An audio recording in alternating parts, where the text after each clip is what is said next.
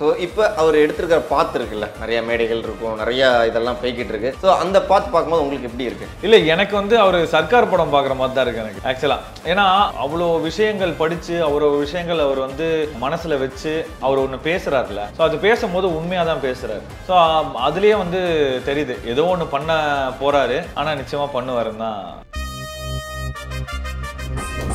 Mister gold sunflower oil, அளவிலும் தரத்திலும் no compromise. எல்லாம் வாய்ப்பு இருக்கு. ஆனா வந்து பெரிய கட்சின்னு ஒரு 2 இருக்குல்ல தமிழ்நாட்டில், இவ்வளோ நாள் ஆண்ட 2 கட்சி இருக்கு, ஏடிஎம்கே டிஎம்கே. அது பீட் பண்ணிட்டு ஒரு புது கட்சி வர முடியுமான்னு எனக்கு தெரியல. ஏன்னா ஒன்று கூட்டணி சேரணும், நிச்சயமா டிஎம்கே கூட சேர மாட்டார் எனக்கு தெரிஞ்சு. ஏன்னா அவர் ஸ்டேஜில் பேசுறதெல்லாம் பார்த்தா டிஎம்கே கூட சேர மாட்டார். இப்போ கூட வந்து எம்ஜிஆர் ஐயா உயிரோடு இருந்தால் கலைஞர் ஐயாவுக்கு அவர் ஃப்ரெண்டு தான். கட்சி உள்ளே போனாதான் பொலிட்டிக்கல், கட்சி வெளில வந்தால் 2 பேரும் ஃப்ரெண்ட்ஸ் தான். நம்ம இந்த இடத்துல இருக்கோம், இங்கேருந்து நம்ம கேட்டால் நம்மளுக்கு ஒரு அவமானமாக இருக்குமோ அப்படிலாம் நினச்சோன்னு வச்சுக்கோங்களேன், சினிமாவில் வாழவே முடியாது. நம்ம என்ன இருந்தாலும் இறங்கி ஒரு பிச்சைக்காரன் சீனாக இருந்தாலும் நடிப்பேன். எப்படி பார்த்து இவ்வளோ passion towards cinema? All credits goes to சேதனை பார்த்து தான் நான் வந்து இது எல்லாமே கற்றுக்கிட்டது. For college of engineering and technology 23 வகையான பொறியியல் படிப்புகளை வழங்குறாங்க. 9443792222க்கு கால் பண்ணுங்க.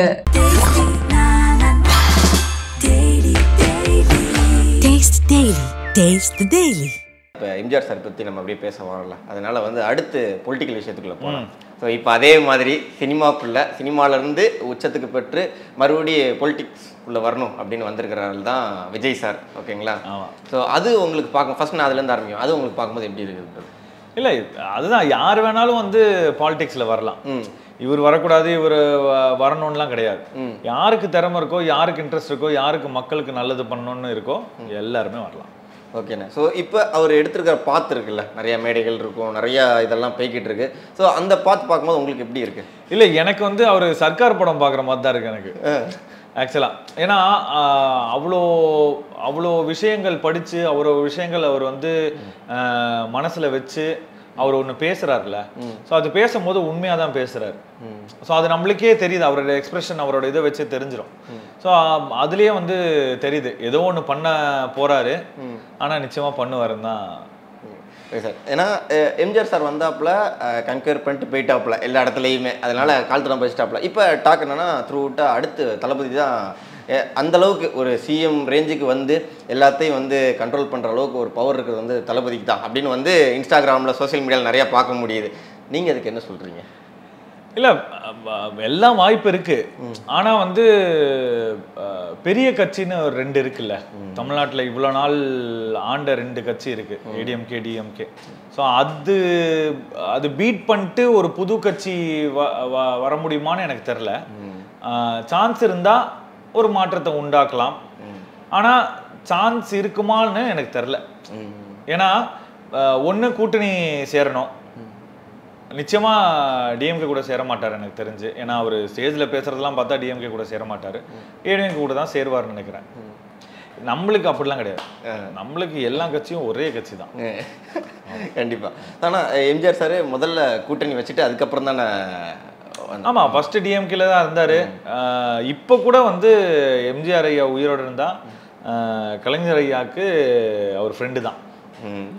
கட்சி உள்ளே போனாதான் பொலிட்டிக்கல், கட்சி வெளில வந்தால் 2 பேரும் ஃப்ரெண்ட்ஸ் தான்.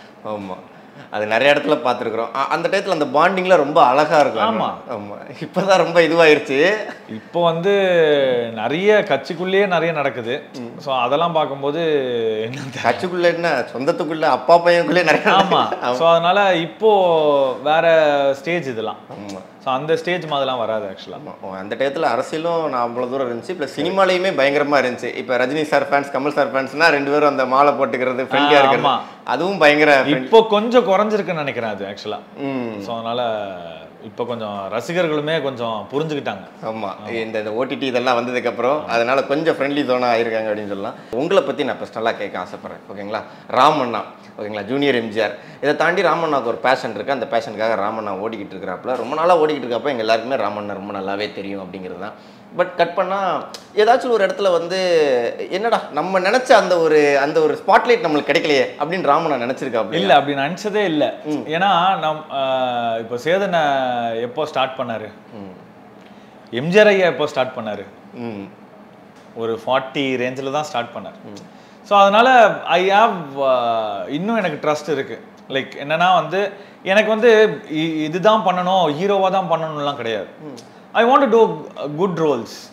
அது வந்து டேரக்டர் சார் கையில் தான் இருக்குது. எந்த டேரக்டர் அவங்களோட குழந்தைய உருவாக்கி அவங்க வந்து நம்மளுக்கு வந்து என்ன சான்ஸ் கொடுக்குறாங்களோ அதை நம்ம பண்ணுவோம்.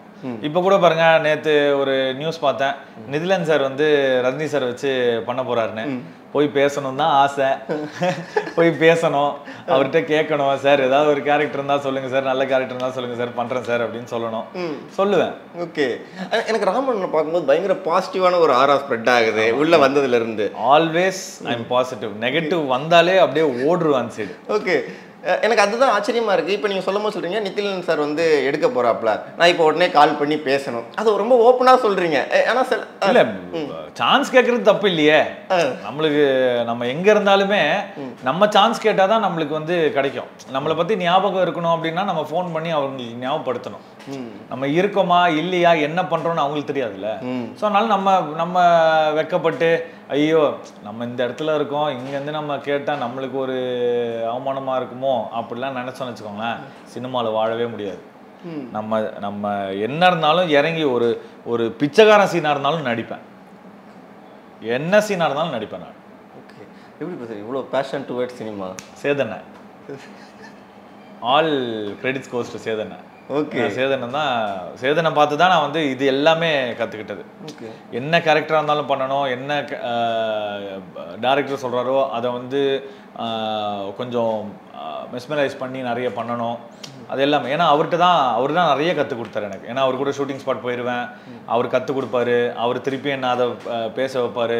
ஸோ அதெல்லாம் நிறைய கற்றுக்கிட்டேன் அவர்கிட்ட. ரொம்ப அட்மையர் பண்ணியிருக்கீங்க. ஆமாம், ஃபஸ்ட்டு படம்லாம் நான் வந்து சங்கத்தலைவன்லாம் நடிக்கும்போது ஒரு ஒயின் ஷாப் சீனு நடிக்கிறேன்.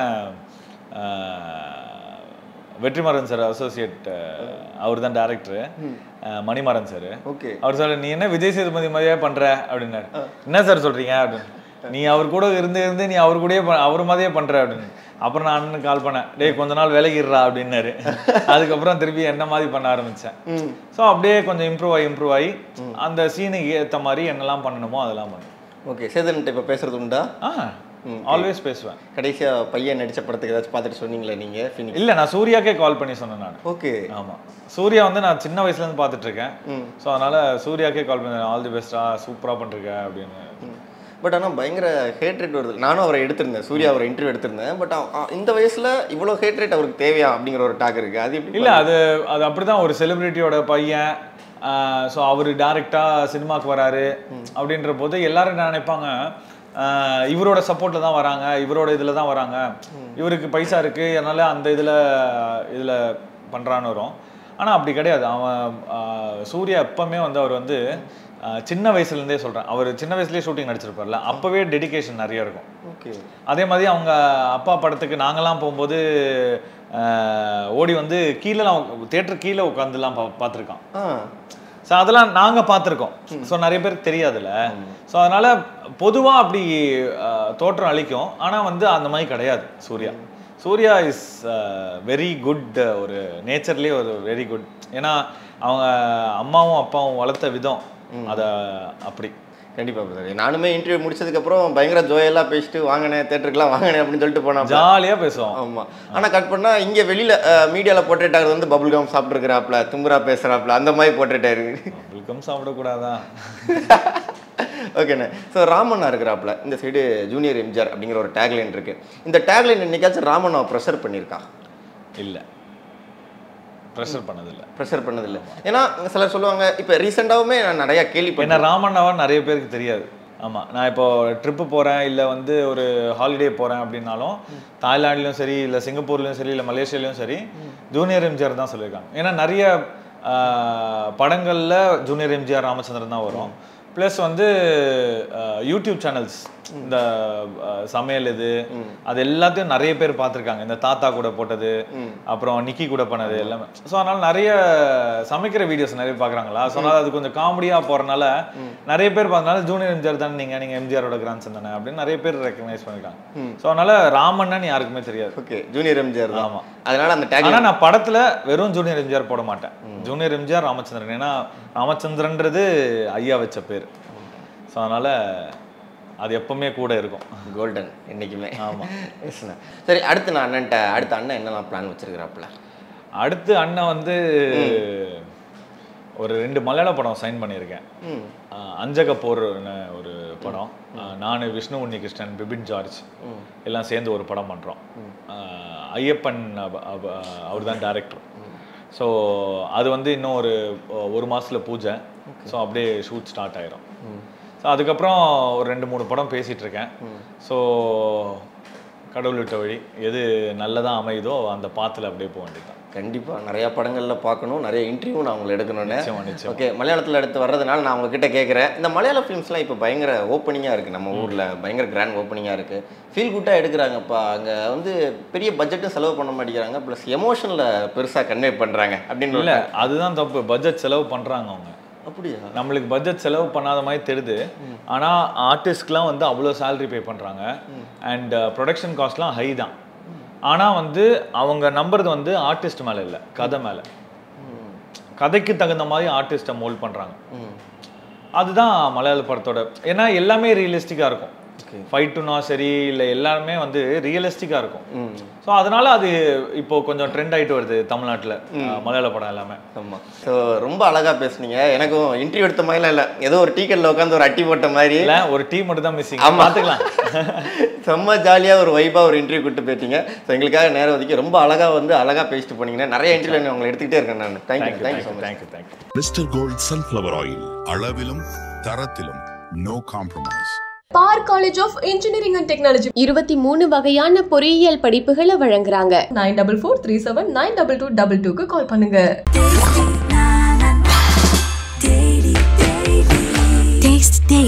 Taste the Daily.